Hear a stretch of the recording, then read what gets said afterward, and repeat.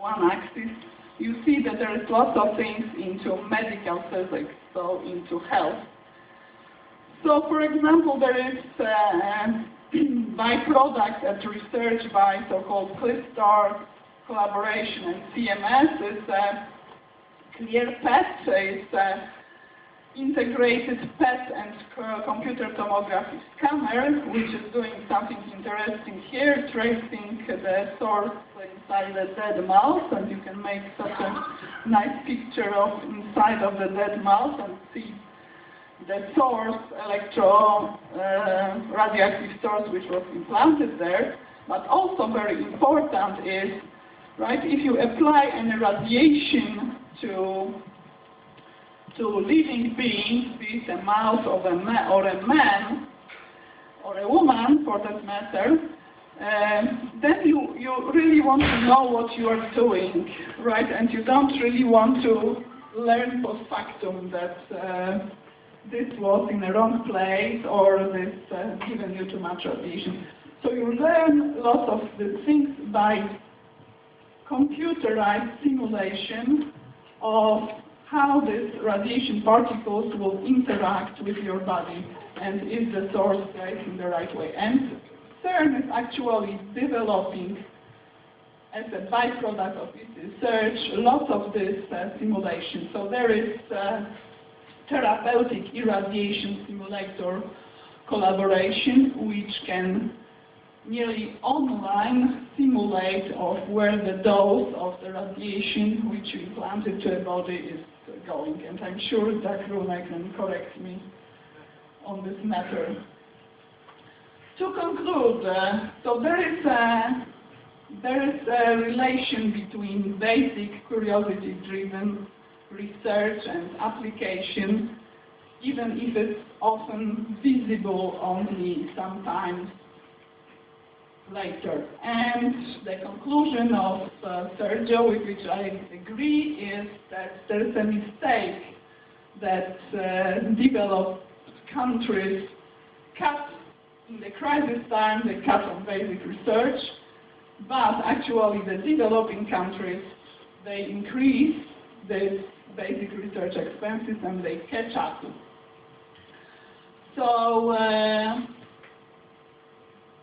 So maybe one should not trade in the future against future stakes in some banks. It's not the right way to go. Thank you.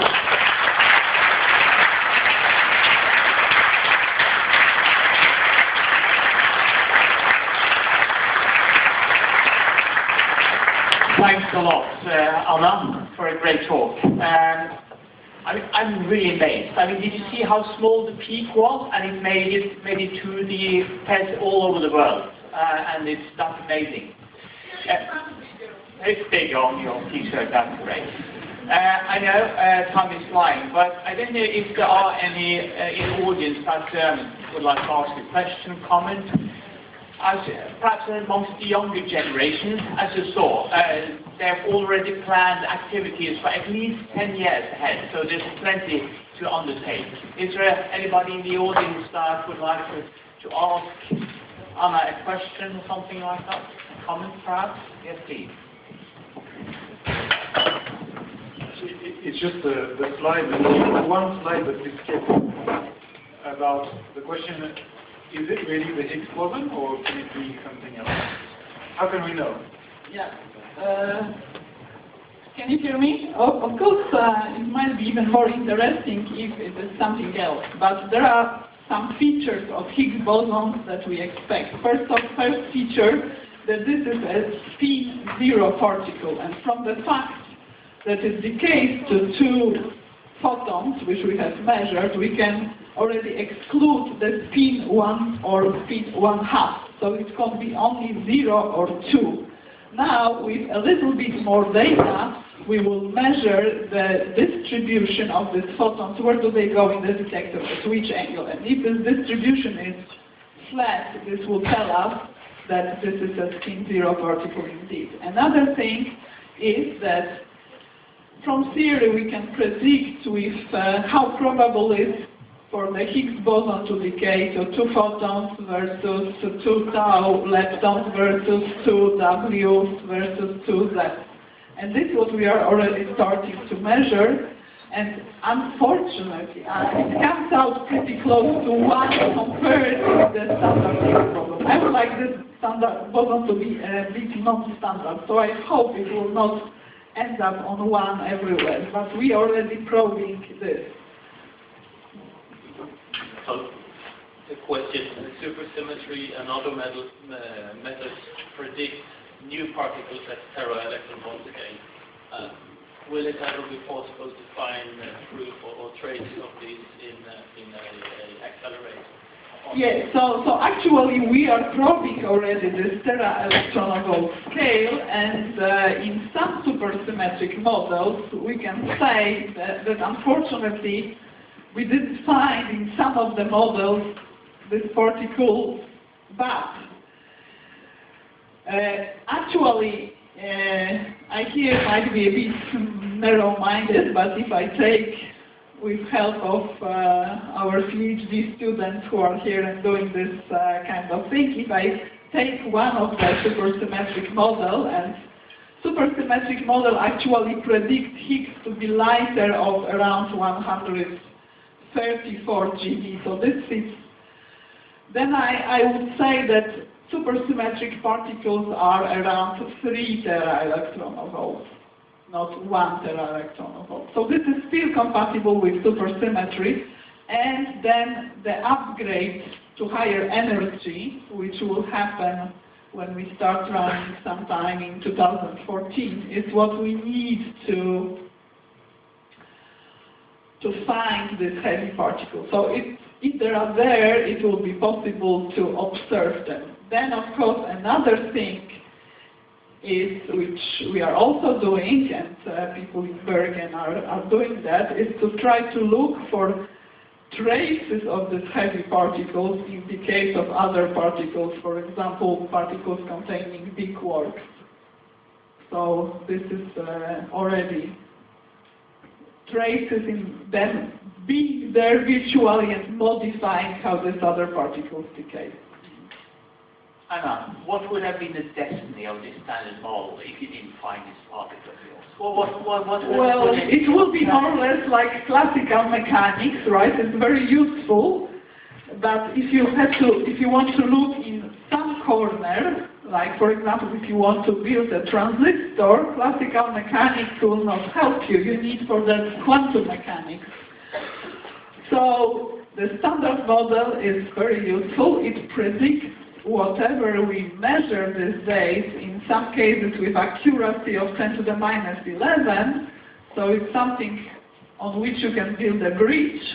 But then if you want to understand what is dark matter or dark energy, or why particles have, for example, Higgs boson has the mass it has, it doesn't help you.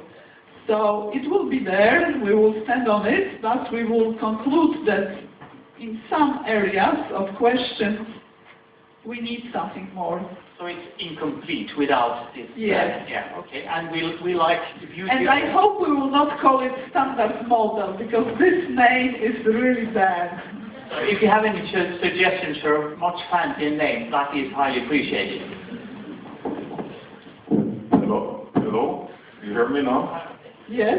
I have a question to Professor Bertolucci, from a man in the street, a philosopher who I drink coffee with sometimes. And he said to me, you have told me about this new Higgs.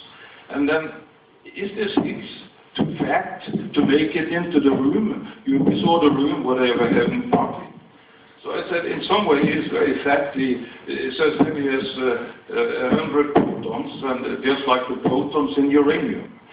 But he lives very shortly, so he doesn't make it into the room. But it's a wizard. It's an influence on the world that way by a wizard.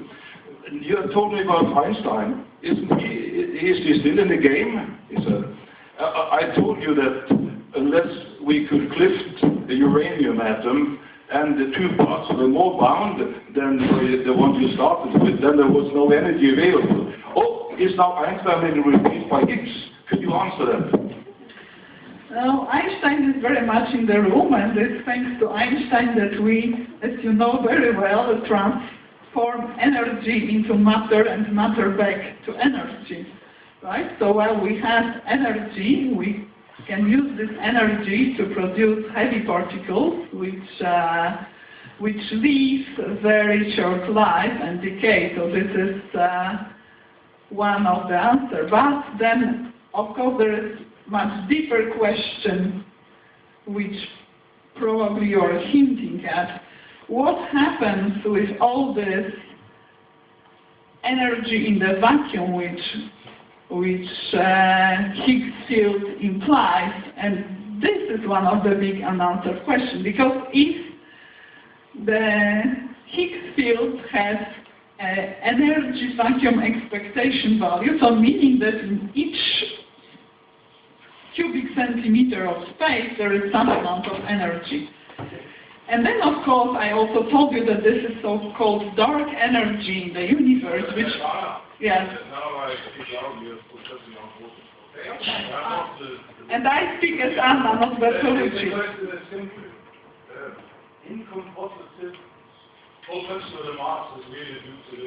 Ah, okay, yes. Yeah, in hadronic systems, the mass is mostly due to strong interactions, as you know.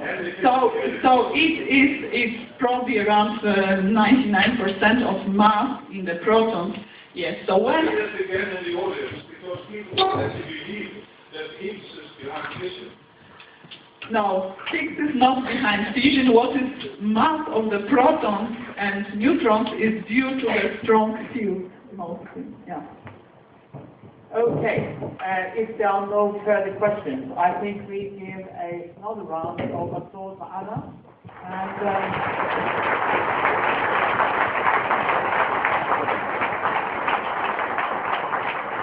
Usually we give away umbrellas to people that visit us. You've been staying there for many, many years, but you can't get enough umbrellas. I go to CERN this night. I hope I'll catch my plane, and I'll give it to Sergio Bertolucci. I'm not sure if he will leave it there, but anyway. So maybe yes, it was raining very much in Geneva last week. Great. Thank you for coming. Next lecture in this series will be the 27th of September at 3 o'clock in this auditorium, and it will be on innovation in space discoveries. Is there life out there? Lynn Rothschild will give the talk, and unless she, or if she can't make it, Anna will be back, but then at